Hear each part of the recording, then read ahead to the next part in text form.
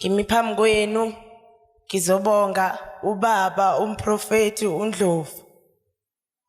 Bazalwane nizangixolela. Nangabe ngizobonga la ngifikelwa inyembezi. Mina bazalwane esikolweni ngisizwe ukuthi bekunomntwana obelokhane ngitshena ukuthi mina ngeke ngize ngiphase esikolweni. Ethi noma ngingaphasa uzawulwisa othisha. Ababuza ukuthi ngiphase kanjani yena engaphasanga. Wasethi ugogo wami angithatha usawoti ngiwufaka onyaweni ngiye esikoleni ngigqoka iskipa. Kase ngenze njalo bazalwane. Uye wathula ke kuveke edlule wathula phindanga wangihlupha. Ngizocelela nesiphaza sasekhaya ukuthi siqhubekele phambili bazalwane imali ayikho ekhaya. Celela nokuthi esikoleni ngiphasa. Unyaka ophelile ngeke ngathenga nasi iskipa ngisigqokile. Ngasigqoka ngaphasa ugrade 10 ngaka grade 11. Ngenza ugrade 11 kulonyaka. Ngicela ukuphinde ngiphase futhi ngeka grade 12 unyaka ozayo. Ngingabonga baba umprofeti mawungangenzela njalo. Ngicelela nogogo wami impilo ube ngifonele manje ngitshena ukuthi uyagula. Ngiyacela nomalume wami oyiphoyisa ngicelela ukuthi esikhundleni sakhe abamnyusele nemali ibe khona ekhaya. Ngiyabonga. Igama lami nguNonhlanhla waGumede ngisuka endaweni yaseLotheni. Ngizobonga insebenzo yala ekhaya. Ngeke ngaba nenkinga umntana efunda ugrade 12 wakhulelwa. Wathi mayisenenyanga ezu7 wahamba waya kwiscan ingane yayingadlali esiswini. Mayifika kwiscan kwathiwa ingane ihlele endaweni engafanele. Yayingadlali. Ngike ngacela abaseThekwini ukuthi bahambe baye eoffice lababuNdlovu. Bangithengele ioil namanzi. Ngafike ngamnika wona amanzi ngathi akavuke ekseni awaphuze. Ioil ngathi akayigcobe njalo ntambama mayilala noma ehambe esikoleni. Kwathi ngelinye ilanga ehleli nje kusofa sihleli nje sonke sezwa into ethi qhu esiswini sakhe. Emva kwalokho ingane yadlala kakhulu wayezethi manga ngathi nginenyoka esiswini. Akakaze ekudokotela na ingane yona le. Ngiyabonga.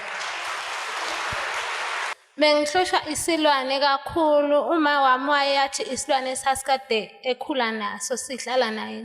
Bengingalali. Sixabana nomlingani wami kakhulu. Kangakuba ngangize ngifisa ukuthatha imithwalo. Ngenxa yokuthi nginabazala abangithandayo babeyilwela impilo ukuba ngihambe ngihambe ukolala khona izindaba ilungiseke. Namhlanje ehleli kahle nomlingani wami siyakha umuzi wethu weblocks omuhle. Ize umsebenzi ubheda nasemsebenzini kubheda kodwa ngosizo lala ekhaya. Noma ngiza la ekhaya ngiyaye ngivuso uyena ukuthi uzaselwa nemoto zakushiya phuthuma bo. Ngiyabonga. Ngiyanibingelela bazalwana. Ngibingelela ubaba uNdlovu nomama uNdlovu nengilosi yaseShalom. Ngafika la ekhaya ngingakwazi ukuhamba. Ngisizwa yilo baba ohlezi esitulini kwi-wheelchair. Bathandekayo ngathenga ama product la ekhaya kusukela 2023 ngile ngilandelela ubaba uNdlovu ngithenga ama product ngiwasebenzisa. Bathandekayo sengiyakwazi ukuzihambela.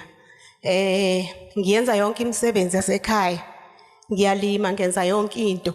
Induku nje ngiyiphatha ngoba ngihamba ngenzela ukuthi ngoba mhlambe phela ngenzeka ubhinyilike usebenza ubese uyalimala.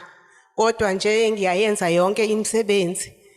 Ngiyabonga kakhulu ngiphakamisa ugcobo lwakababa uNdlovu. Ziningi izinto zingenzela zona ekhaya engingezibale ngashona ilanga. Ngisukuma ngokuzobonga ngathenga ikhalende ngo2022 ngigcina le ekhaya ngathenga ikhalende nosawoti.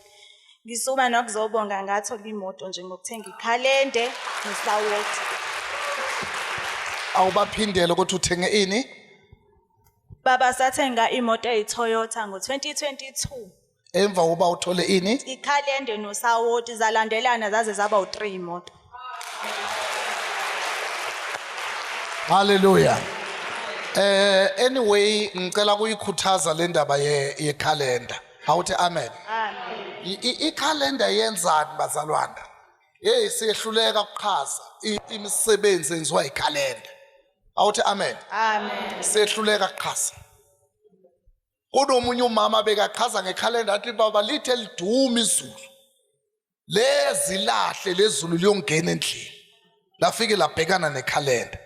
Utlo mama ngalibona ngamehlo ilahle liphinde lihlehle liphuma ngomnyango. Lo shona kamakhelwane. La kulapha la shaya khona ngathi ibhomu. Wangashi lutho kodwa ekseni ingane yakhona yavuka ishawe stroke. Ikhalenda. Awuthi amen. Amen.